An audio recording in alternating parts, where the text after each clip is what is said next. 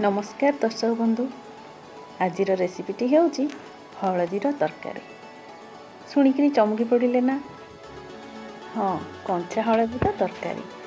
Internet दुनिया रे क्या अछुबा अच्छी हलदीर उपकारिता। शीत दिन ये कंचा हलदी मार्केट रे बहुत इजिली मिल जाए। कोटारे थिला बेले आम पाखरे जड़े राजस्थानी फैमिली रोते आई तरकारीटा सी मते थरे देइथिले। मुझे गोटे गिनार भोग टे देपर सी मत ये तरकारीटा देते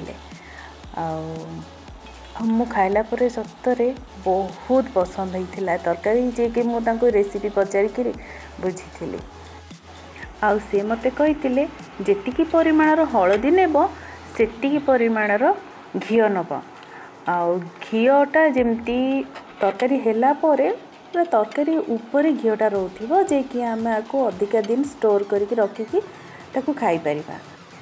सेथिपाई मु 200 ग्राम हल्दी नहीं आ 200 ग्राम रो घी नहीं जे कि मु जेते बेले हलदी को भल भाव में भाजिकी ताकू अलगा करली सेते मोर घीर क्वांटिटी कमीगला। तो से मु सबू हलदीर तरकारी बनई नथिली।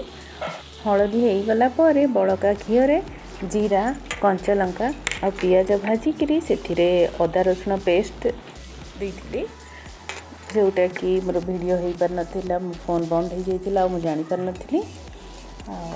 ये अदा रसुण पेस्ट मुझे 2 चामच टिके पानी दे ताकू भल भाव में कषिनी से धनिया गुंड लंका गुंड लुण स्वाद अनुसार दे ताकू कषि ताकू तेल सेपरेट हैला पर दही गोटे गिना दे भल भाव में मिसई नवा जमी दही न फाटे।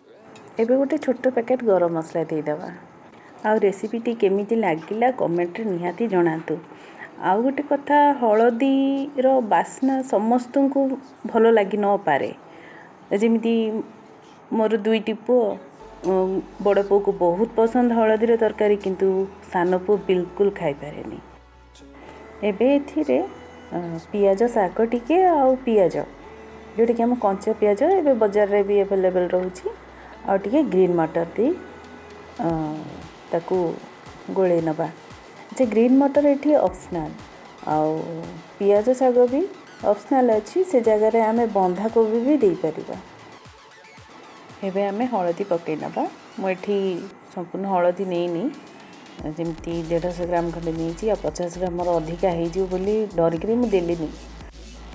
एबे किसी पानी दे से घोड़नी घोड़े कुकर नबा आ मझे मझे चलाउवा कि जमती तल न लगी जाओ। आउ एथिरे भल लगे रुटी सादा रुटी जोटा कि तावा रुटी आमर।